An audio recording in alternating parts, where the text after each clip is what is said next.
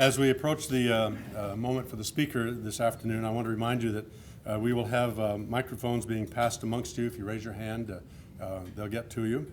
And we look forward to your presentation. As I said earlier, Chancellor, when she became Chancellor 2 years ago, she spoke of two distinct agendas for UW-Madison, providing the next generation with the skills necessary to succeed in the world's changing economy, and maintaining this university's position as a leader in innovation and research. The experience that the Chancellor brings to her work blends a knowledge of economics with her history of leading through innovation, and with a background as an educator and researcher as well. An economist by training with a PhD degree from MIT, the Chancellor has served on the faculties. We have right beside her another MIT graduate, as a matter of fact, strategically placed. An economist by training, she has served on the faculties of Princeton, Northwestern, and the University of Michigan. She was dean of the Gerald R. Ford School of Public Affairs at the University of Michigan between 1999 and 2007. Was member of President Clinton's Council of Economic Advisors and served as Undersecretary, Deputy Secretary, and Acting Secretary of the U.S. Department of Commerce under President Obama. Born in Mississippi, later moved to Minnesota, married to Hans Kuttner, a senior fellow at the Hudson Institute, a Washington, D.C. think tank, and now with us in Wisconsin. They have one daughter. Chancellor?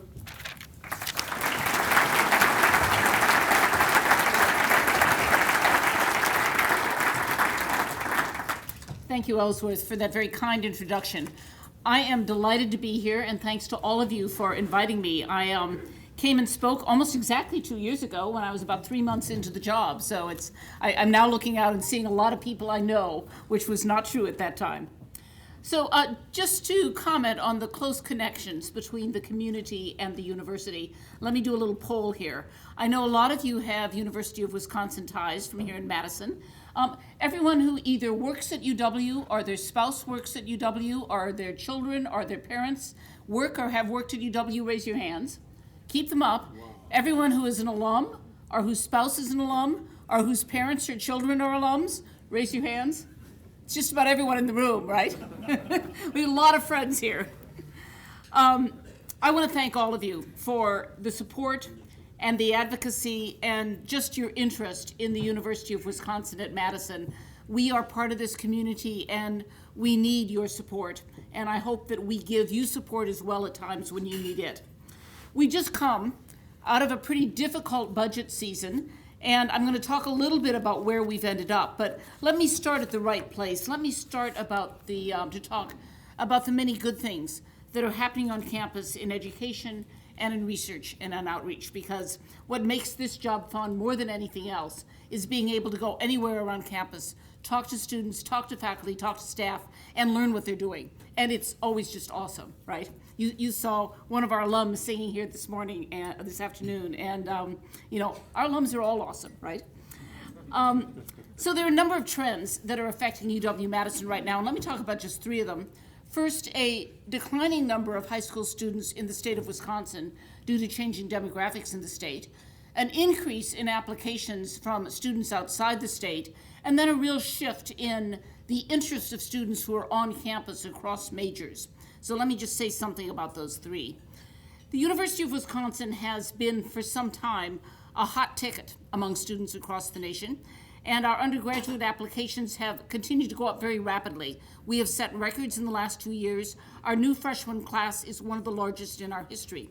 Our new students coming into campus this fall come from 72 counties in Wisconsin, 47 states outside Wisconsin, and 44 countries outside the United States.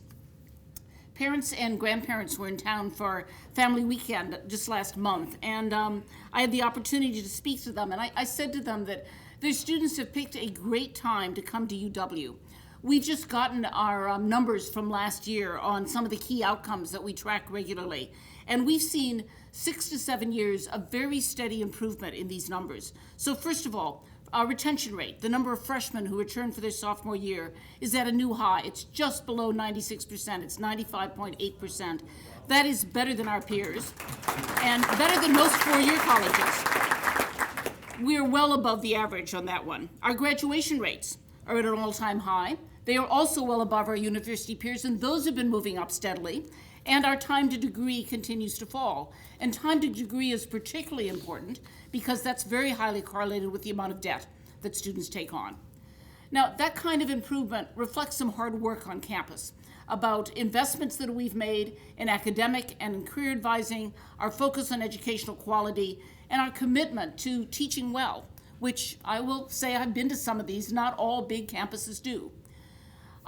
However, those increases in applications largely come from people out of state. The in-state number of students have not shown very large application increases, and that's not surprising because the number of high school graduates in the state has actually been falling. It peaked in 2009, and it's fallen very rapidly since then. It has declined by 10% in just the last 6 years. That is a challenge for all of us. It's a challenge for the state.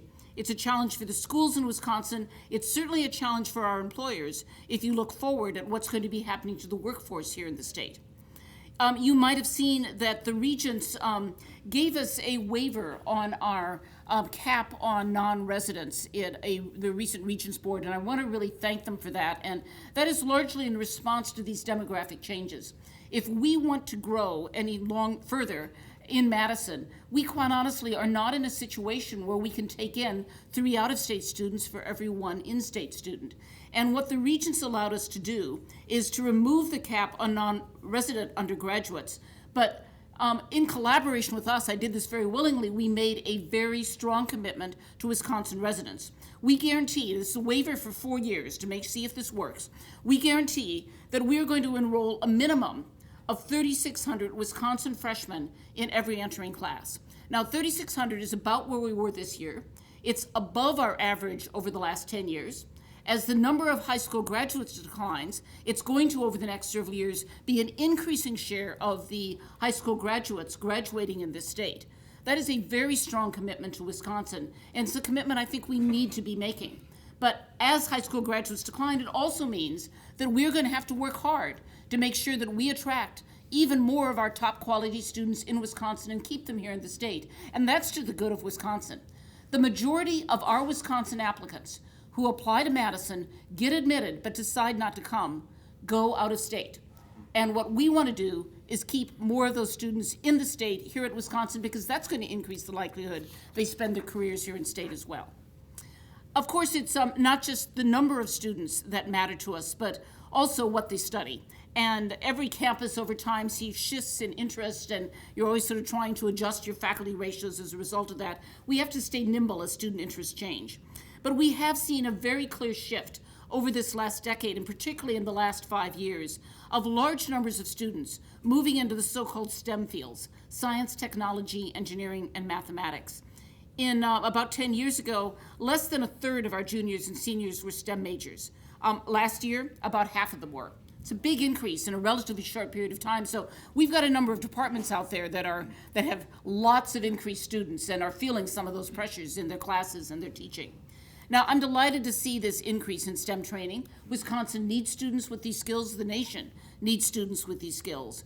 But the challenges that these trends create for us at the university are both practical and philosophical. Practically, we have to provide sufficient numbers of faculty and instructional staff in these very fast-growing departments, adding tutoring, academic advising, and career services. We also need adequate instructional space, and our chemistry building is a great example. I know a number of people here are alums, and any of you who graduated any time since the 1960s were probably taking chemistry in the same labs that our students currently are.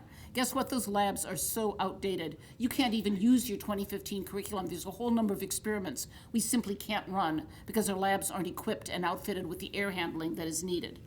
So we've been going to the state asking for a new chemistry building, and I'm very glad to say in this last budget session, we are one of the few buildings that actually received permission for bonding to both add onto and to renovate the chemistry building, and that is going to be incredibly important in dealing with this large shift of students, almost all of whom have to go through some chemistry classes. We do have some private fundraising to do. At the same time that the state provided money for this, they did something they'd never done before. They basically said, you've got to raise 20 to 25% of the cost of the building. And they've never done that before in an educational building. And I suspect that is going to be a precedent they are going to follow. And that, of course, creates real challenges for us in terms of our fundraising and our work with alums. Because while we have done a lot of private fundraising for buildings that are not academic educational buildings, such as the Union or the Chazen Museum, we've never had to raise money for buildings that are purely instructional classroom space. And so that is a change in this. Now, philosophically, this growing interest in science and math is very good in many ways, but distressing in the following way. It really challenges us, with our students and outside the university as well, to talk about the value of a broad liberal arts education. And that students are not here just to study chemistry or engineering or computer sciences, but there is a huge value to those distributional requirements that take them into social sciences, that take them into the humanities and the arts. We're not just training students to build bridges or analyze chemicals. We want to prepare them for careers, that even as jobs change, as the global economy evolves, that those skills will not become obsolete. Things like writing, critical thinking, communication, learning a language, those aren't luxuries in today's world. Those are necessities, and many of those skills are taught more in humanities classes than they are in some of the STEM classes. So we continue to emphasize the importance of that whole distribution of curriculum and its importance to our students, both inside the university as well as outside the university, because we're at a moment right now in the public conversation where not everyone understands that. I have people who tell me, why don't you just close your English department? Nobody should be an English major. And that's really not true, I tell you. We have some great English majors, and our English department is a very central part of our university, as are all of those other departments. So we educate lots of students, and going out there and being with students is one of the fun parts of the job. But we also run one of the world's top research enterprises. We are the only university in the nation that is ranked in the top 5 in total research expenditures every year for the last 4 decades. We are a real research powerhouse, and sometimes that's not fully appreciated here in the state. The discoveries and the innovations that come out of the university are quite mind-boggling, and if you even occasionally look at the front page of our website, there's always a story up about sort of the latest discovery and what it means. Computer chips made of wood, electronic monitors for bumblebees to help us build bee-friendly environments that translate to better crops, new insights on how to improve the electoral process, better ways to treat cancer by stimulating the body's own immune system. And that's just a very small list. Our research work is one of the key reasons why we were recently named one of the top 25 universities in the world. There are only 5 publics from the United States that were part of that top 25. 3 of them are in California, 1 of them is in Michigan, all much larger states than Wisconsin. We bring in about $1 billion in federal and private research funding into the state of Wisconsin annually. That's money that comes outside the state but is largely spent inside the state. But I'll also tell you that research landscape, and particularly the landscape for research funding, is changing. As you know, there's a lot of pressure on the federal budget as well as on state budgets. And as federal research dollars in some areas are shrinking, that's caused some real concerns about what that means for the next generation of younger researchers as to where they can go and how they're going to get support. If we're going to continue to move forward, not just in Wisconsin, but at a national level, with the type of research we need to be doing in this country, we have to work a little differently than we did in the past. One important piece of that strategy, which I think this university has underperformed at, is building more research partnerships with industry, where industry supports research in an area of interest, has sort of first look at what's coming out of those labs and out of that work, and can pull out ideas that may have promising applications in their particular field for further development and commercialization.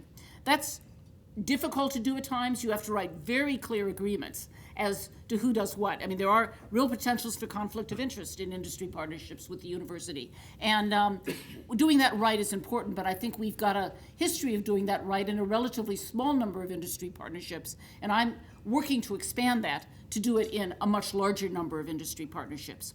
Our faculty, students, and staff are designing educational video games with Microsoft, testing new products with GE, and collaborating on research projects with GlaxoSmithKline, NASA, and ExxonMobil. We're working with Wisconsin meat processing industry to explore more uses for the inedible parts of animals. And we're working with EPIC in Verona on their geothermal climate control system. We're working with GE Healthcare on a new $33 million state-of-the-art imaging research center on campus, which has the potential for really changing the landscape in the diagnosis and treatment of a wide variety of diseases where scanning technology is important. All of that is life-changing work in a very literal sense, and it's also work that fuels our economy here in the state of Wisconsin. The university and its affiliated organizations like the hospital, WARF, the foundation, add $15 billion each year to the Wisconsin economy. For every $1 that the state gives us, we spend $24. That is a pretty good rate of return on the state's investment, and one that I hope this state is proud of. But our relationships, particularly with this community, are about a lot more than just the money we spend and the economics of it. We are also, as I noted earlier, a key member of this community. Our faculty and our staff work and live here. Our campus is centrally located, and we have the responsibility to be part of efforts needed to improve life in this city. So let me just mention a few things that we're doing here in Madison that I think are important. The UW South Madison Partnership is our home away from home. We actually put a piece of the university in the old Villager Mall on South Park Street in a sort of mini UW campus that has a really great neighborhood vibe to it. Everett Mitchell, who's here, worked very closely on getting this set up and opened. There's some regular UW courses that meet there, but there are also health initiatives on prostate cancer and Alzheimer's disease, doing outreach in the local community there. The Odyssey Project, which gives working adults a jump start on college, and special community events like Family Science Night, as well as doing admissions activities there. We want to say to all parts of our community, the university is open to you, not just to the kids of our faculty and staff, but to the kids who are down on the south side of town as well. And doing some admissions activity down there, I think, is going to be very helpful to us. So just a year ago, in addition to that, we've also launched a big project called Forward Madison. And Forward Madison is really designed to look at the persistent achievement gaps, particularly around race, that exist here in the Madison Public Schools. That's something we can't ignore. We are part of this community and have to worry about that problem. I put quite a bit of money from my discretionary funds into this, and I don't have big discretionary funds, I want to say. And our School of Education is working closely with the Madison Public School District. CUNA Mutual also signed on and made what I understand is the largest grant that its foundation has ever made to this project. This is a multi-year effort to support new teachers in the Madison School District and to enhance the professional development of experienced teachers and to improve the diversity of Madison's teachers over time, to build a pipeline of students from the high schools into our School of Education, of students of color who want to go out there and teach. Some of our community, and I say that pipeline program I'm very excited about. It's one of those things that you're investing in the future. We're working with a group of students, largely students of color, students from low-income families, first generation, who would be first-generation students going to college, currently in high school, trying to give them some additional assistance and help so that they can come into our School of Education when they're ready for college, get through our School of Education, and go back and work in the Madison and the nearby schools. And that's not going to start showing results for 6, 7, 8 years, but it's the sort of program we need to work at and keep working at for decades, and that will start showing effects in this community. Some of our community outreach occurs on campus as well as the things we do off campus. And there are a lot of public events that bring town and gown together that I know many people in this room come to regularly. I hope a few of you got to the Wisconsin Science Festival last month. That was fun. My husband and I were there. Or you've seen the latest exhibit at the Chazen. There's a really cool special exhibit at the Chazen if you haven't seen it. Or joined us at Union South for Brian Stevenson's talk about his best-selling work, Just Mercy, which is this year's Go Big Read campus-wide book club selection. Developing new programs and wonderful spaces that bring people together and that enrich the community is an important part of our mission. It is what the Wisconsin idea is all about. So some of you may be surprised to hear we're actually growing and thriving in many ways, given the barrage of negative publicity we received last spring. To paraphrase Mark Twain, reports of our demise have been rather wildly exaggerated. But there is no doubt that last year's budget debate really created problems for us, and that negative publicity was only a piece of it. Let me summarize some of the main points of sort of where we ended up and how we're moving forward. As you know, the cut to the UW system totaled $250 million. That's a very large cut in a one-year period. With other things going on campus, our cut that we had to sort of start working on effective July 1st was an $86 million hole that we had to fill. And any additional spending, that's $86 million, assuming we don't spend a penny this year more than we spent last year. I'm going to come back to that. So we're addressing this on a number of fronts. First of all, we have this year implemented $34 million in budget cuts, and next year we're going to implement another 11. More than 50% of that hole is going to be filled through internal budget cuts. And it's important to emphasize that because my campus is feeling that across the board in every department. Those budget cuts are not costless, and in many places they're causing some real pain. And we're taking pain with this budget cut. Secondly, we have been working, a number of people in the whole system are working on the question of what should tuition be? And I'm particularly concerned about that at UW-Madison. I am particularly adamant that our out-of-state tuition should be market priced. I'm an economist. People are going to come buy our services from out of state. They ought to pay market price of what they'd pay if they went to Illinois or Indiana or one of our other competitors. And we haven't been charging that. We've been charging way under market for our out-of-state tuition, as well as under market for many of our professional schools. And many of you probably heard me say this. Our vet med school was cheaper to go to if you were a resident of Illinois as an out-state student than to go to the vet school as an in-state student in Illinois. That makes no sense at all. And I really want to thank the regents for giving us permission for the next 2 years to do some increases in our out-of-state and our professional school tuition. We still won't be where we need to be, but the regents have given me permission to come back and ask again, and we'll see what the effects of this is and where we still need to do some additional further increases. The question of what tuition should be in the in-state level, of course, is a harder question because we owe something back to the citizens. Tuition is being subsidized by the state, and there's a reason why tuition there is lower, so that's not a market price. That's a politically negotiated price, right? As you all know, we're in the third year of a tuition freeze, so we've got another year of that, and then we're going to go into negotiations again. And I'm an economist, and I know what the research literature on price freezes looks like, and it's usually not a very good idea, is what that literature suggests. Our costs have not been frozen over the last 2 years, and freezing your prices only creates all sorts of disconnects that don't make a lot of sense. On the other hand, we don't want to see in-state tuition increasing rapidly. None of us do in this room, and that's just something we need to be talking about. So, setting tuition right, doing the right things on budget cuts. Thirdly, adjusting our admissions process to respond to changing demographics, and I already talked about that a little, and I think the commitments that we've made with the waiver of the non-resident cap really put us in a position where we've got a little flexibility. If we want to grow a little bit, which is about what I want to do, we can do that with our increased applications coming from out-of-state students, and then maintain our strong commitment to Wisconsin students, and that's a good place to be at as well. Fourth, we're working hard on one of my highest priorities, which all of this is central to, which is continuing to build as close a connection as possible between the state legislators, the citizens of the state, and UW-Madison. We are trying to invite all of the legislators to visit campus at some point over this year. We've got alumni reaching out to them in their districts. We're in a campaign about the value of this university to the state, and that campaign doesn't end just when the current state budget discussion is at an end. Finally, and this is very important if you're looking forward in the long term, as to what do we need to be doing to put UW-Madison on a stable financial basis, particularly if you think, as I do, over the next 10 years, there are going to be further declines in state dollars. That's just where state budgets are. So we have to be entrepreneurial.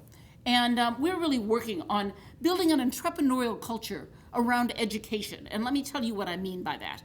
A lot of departments on campus in the last 4 to 5 years have started being quite creative, thinking along the following lines.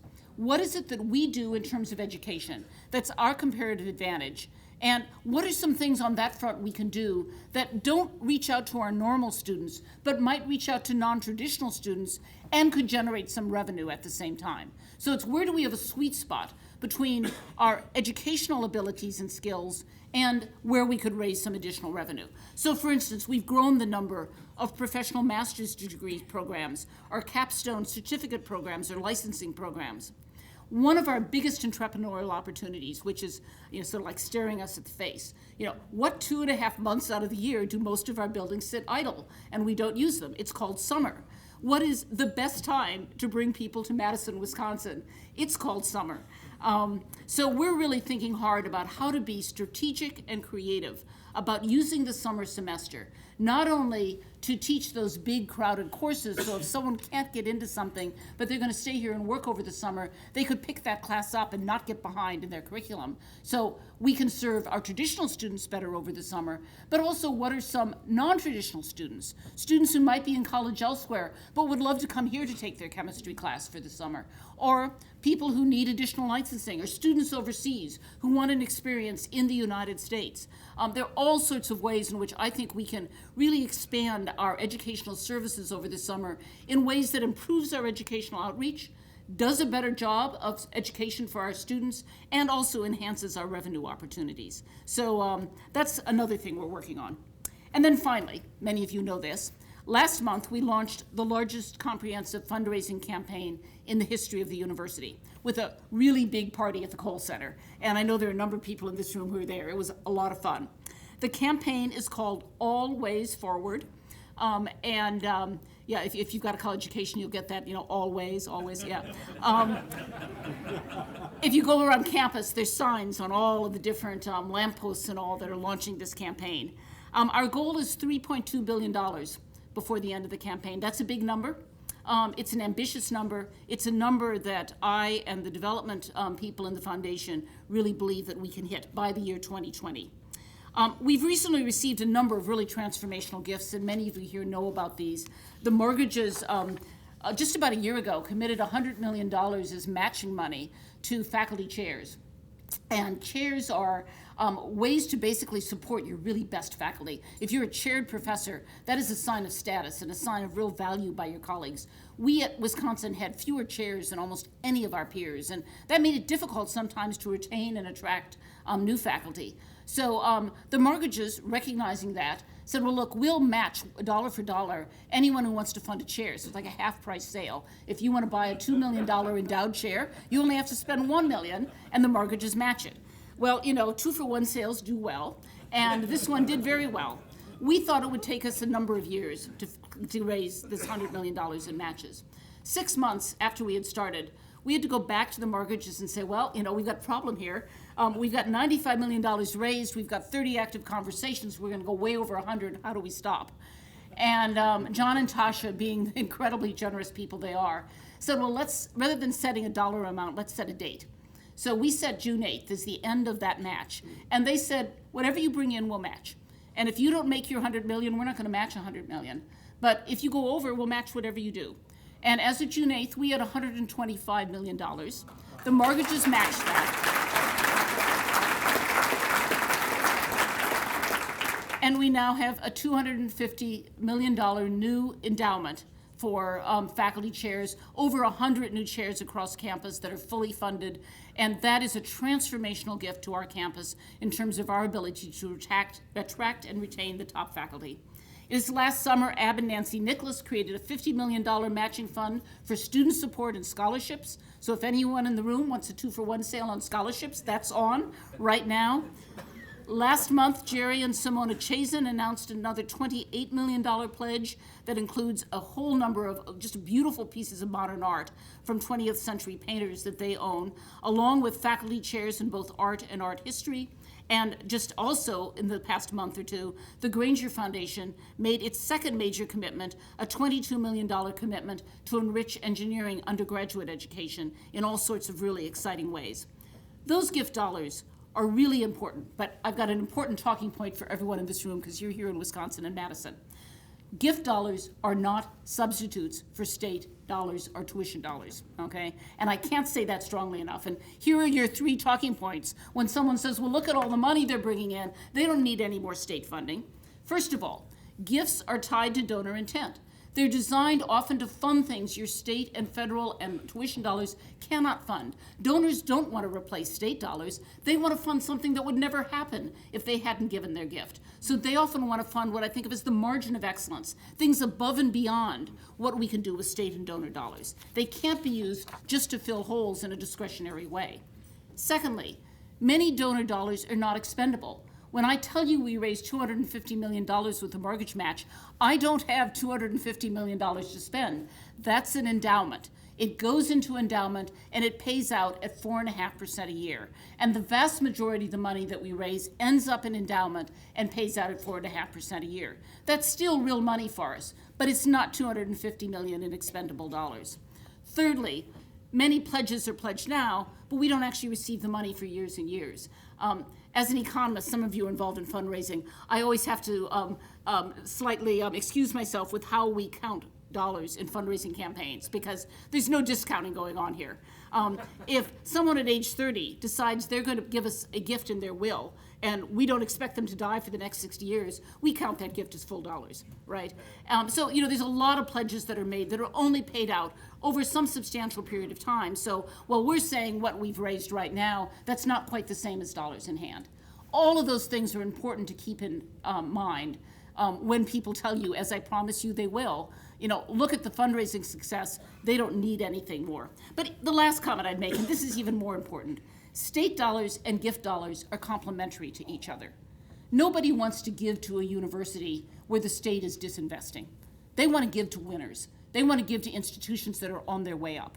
And investment by the state will only attract more alumni to come and invest in margins of excellence on campus. Disinvestment by the state will only make this fundraising campaign much, much harder. And that sort of complementarity between our other sources of dollars and our gift dollars is something that everyone needs to know.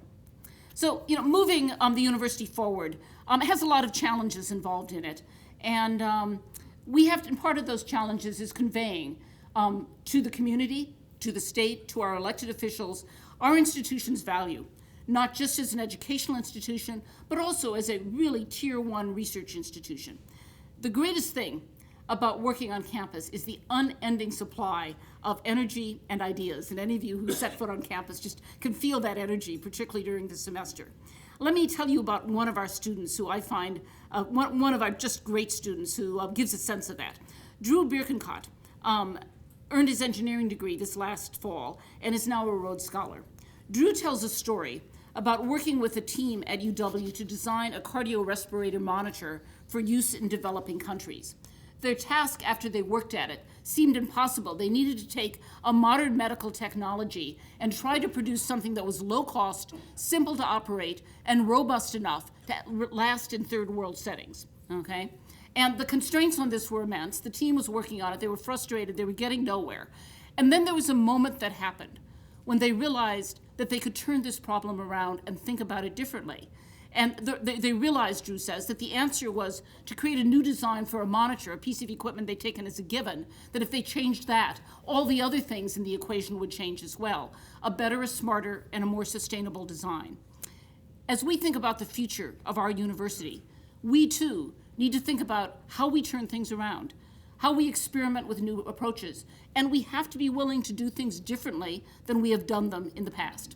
Like all the rest of higher education, UW-Madison is in a time of enormous change. That makes it an exciting place to be, but it also makes it a challenging place to be, and we need to find ways that lead that change rather than being buffeted by it.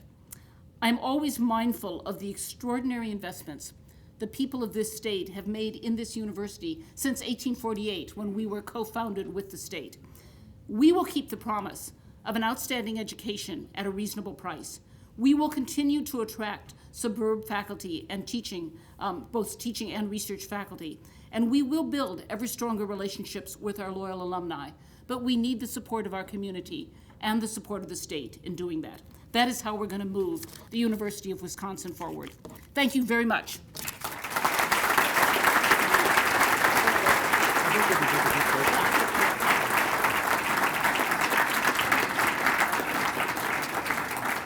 I know many people have to leave, but I'm told that if there are just a few questions, I can take one or two. Yeah, Jeff.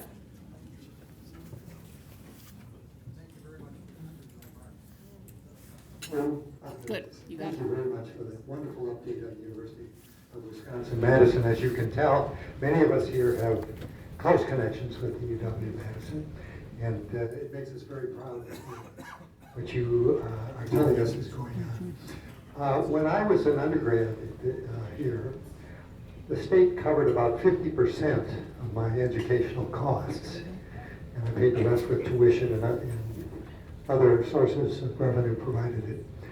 I think it's now less than 20%. It's 15%. 15% that the state pays. Comparing this to other state universities and with your experience, what do you think the appropriate level of state support for UW-Madison should be? That's a tough question to answer. All states have faced the same sorts of declines that we have. 15% is about average among our peers in the Big Ten, for instance. We've got some below us, some above us. So we're not in an unusual situation. I think clearly the answer is not zero. And I will tell you particularly, we're coming very close to the point. If you take the difference between my in-state and out-of-state tuition and multiply it by the number of in-state students, where the state will no longer be covering that subsidy. It's one reason you've got to talk about, and it used to be the state not just covered that subsidy, but helped subsidize the library and buildings and everything else. So, we're really at a time of change, and this is going to involve some very difficult conversations with the state and with the legislature. And this question of how do you set tuition and how does that relate to state funding? I mean, everyone complains about tuition going up, and at the big publics, every time state dollars go down, tuition goes up, and freezing tuition doesn't solve your financial problems. It just lowers the quality of the university, right? So, that is a conversation we have to have. I'm very aware that state budgets are under enormous pressure, right? They don't have a lot of extra dollars, and particularly here in Wisconsin, we haven't had the income growth to generate that. So I quite honestly expect further declines in state pressure, but then I want some conversation about how we manage to run and support this university that goes beyond, well, we're just going to freeze your tuition at the same time. And a really important piece of this, we cannot be constrained in everything we do by a state that funds only 15% of our resources. They manage and oversee every activity as a state agency, and we have to have more management flexibility on that front. And that is a quid pro quo for further reductions in state dollars, to me, is absolutely essential if UW-Madison is going to survive at its current level of quality. Yeah. Stu Levitan, UW Law 86. I appreciate the optimistic interpretation you gave of events. I don't think you addressed the issue of the loss of statutory tenure. I didn't talk about that, no. That's what, Yeah. well, that's what I'm asking. I'm happy to talk about that, yeah. How much damage did that whole debate do both internally and externally? Yeah, so as you know, at the end of the budget season, the state took the statutes out that define tenure. And the Board of Regents almost immediately put those same statutes in general policy. Now, let me be clear, because I've come from a lot of other universities. I don't know any other university that had that in state statute. Every university I've ever been at has those tenure statutes in general policy. Now, this was a change, and it was a really worrisome change for a lot of faculty, because they had thought by being in state statute it was more set and stronger.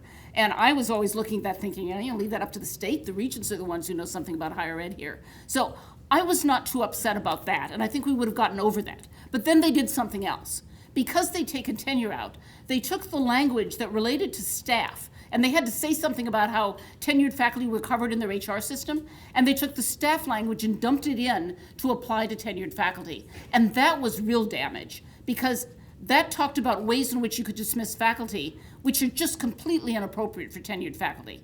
So we have been in the process at Madison of putting together a proposed set of policies that would interpret how we implement that state language in ways that are consistent with our peers. And the Faculty Senate adopted proposed language in November. It actually at our meeting it was just yesterday, Monday afternoon. Now, in the meantime, the regents are writing broad tenure policy-related statutes.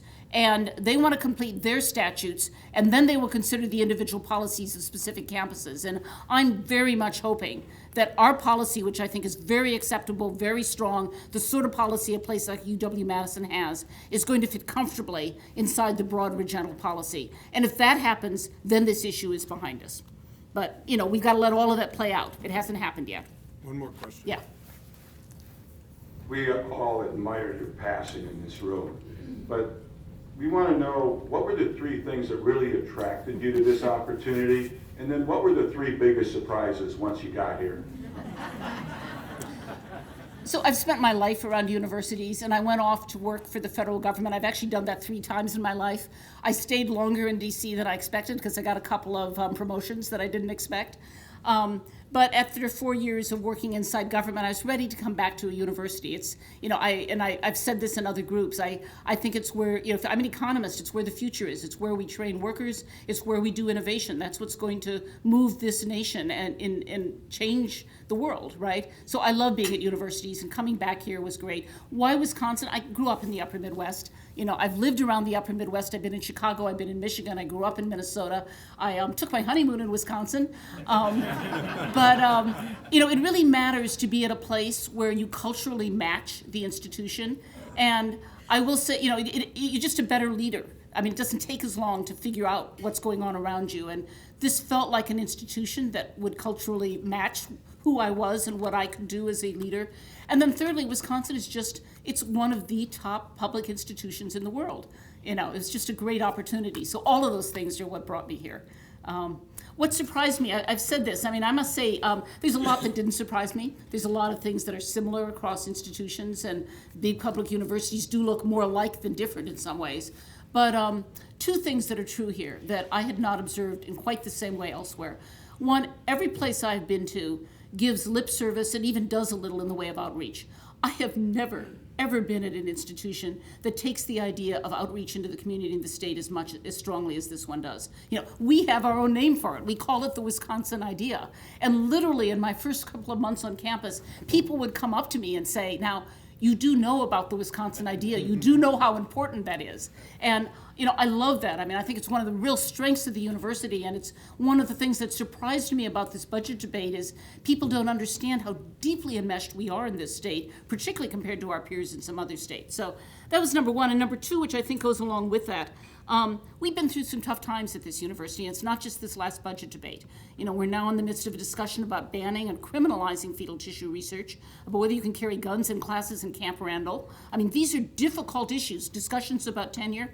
And I've got a faculty and staff, and particularly, I don't have these comparison figures for staff, I do for faculty. My faculty on average are paid 12% less than their peers, not at Harvard or Duke, but their peers in the Big Ten, right? So why do they stay? And my second real surprise here was the degree of commitment of the faculty and staff to this institution, and I could say the alumni as well. And I'm still trying to figure that out. Some of that, I think, is our very strong governance commitments. Some of that is the city of Madison and the history of Wisconsin and people's sense of being really involved in this state and community. But it is golden, but you cannot count on it. You know, it could go away as a result of where we are right now. And if it goes away, it will be very hard to retain the quality of this university. So that degree of commitment and connection to the university is just wonderful. And I rely upon it. And I will do everything I can to keep it. So let me stop there.